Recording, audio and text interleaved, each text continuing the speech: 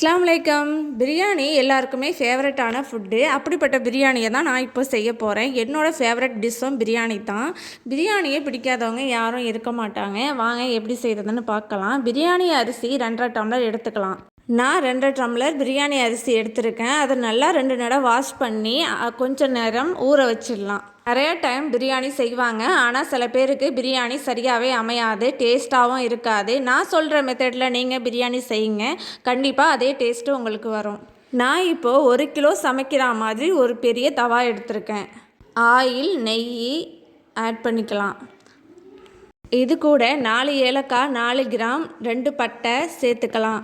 இது நல்லா பொரிஞ்சு வரட்டும். பிரியாணிலையும் ஆட் பண்ணிக்கலாம். சின்ன சின்ன பீஸாக நறுக்கி வச்ச 300 கிராம் வெங்காயம் நம்ம இதோட சேர்த்துக்கலாம். இந்த வெங்காயம் நல்லா பொன்னிறமாக வர வரைக்கும் நம்ம வதக்கிக்கலாம். கொஞ்சமாக சால்ட்டு சேர்த்து வதக்கினா சீக்கிரம் வறுபடும்.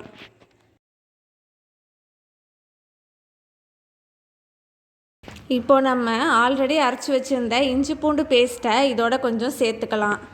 இஞ்சி பூண்டு பேஸ்ட்டு பச்சை வாசனை போகிற வரைக்கும் நம்ம நல்லா இதை சேர்த்து வதக்கிக்கலாம். இந்த வெங்காயம் இஞ்சி பூண்டு பேஸ்ட்டு பொன்னிறமாக வந்ததுக்கப்புறம் இதோட நம்ம மல்லி, புதினா சின்ன சின்னதாக நறுக்கி வச்சதை சேர்த்துக்கலாம். தக்காளியும் இதை கூட சேர்த்துக்கலாம். இது நல்லா வதங்கி வரட்டும். நான் இப்போது தால்ச்சாவும் இன்னொரு அடுப்பில் நான் ரெடியாக்கி வச்சுருக்கேன்.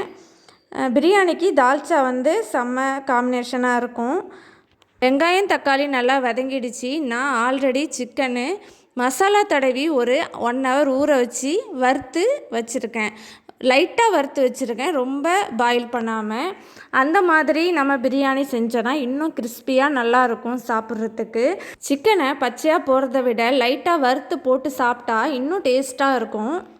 நல்லா வதங்கிடுச்சு. நம்ம சிக்கனும் சேர்த்துட்டோம். இப்போ மசாலா போட்டுடலாம். நான் என்னென்ன மசாலா எடுத்திருக்கேன்னா 1 ஸ்பூன் மிளகாத்தூள், மல்லித்தூள் 1/2 ஸ்பூன், 1/4 ஸ்பூன் மஞ்சத்தூள், பிரியாணி மசாலா 1.5 ஸ்பூன் சேர்த்துக்கலாம். இது நல்லா 5 மினிட்ஸ் நல்லா வேகட்டும். இது நல்லா வதங்கி வந்ததுக்கப்புறம் நம்ம தயிரை ஆட் பண்ணிக்கலாம். நான் 2.5 கப் அரிசிக்கு 5 கப் தண்ணி எடுத்திருக்கேன். தண்ணி நல்லா கொதி வந்ததுக்கப்புறம் நம்ம ஆல்ரெடி கழுவி ஊற வச்சுருந்த அரிசியை இதோட சேர்த்துக்கலாம். சிறிதளவு உப்பும் சேர்த்துக்கலாம்.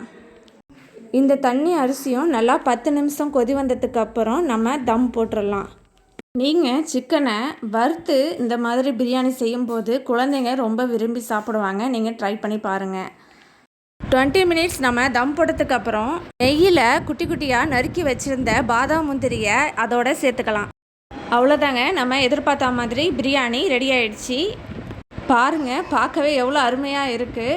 ரொம்ப டேஸ்டான பிரியாணி. கடைசியாக நம்ம மல்லி இலையை மேலே தூவி விட்டுடலாம். அவ்வளோதாங்க, ரொம்பவும் சுவையான பிரியாணி ரெடி ஆகிடுச்சி. தேங்க்யூ.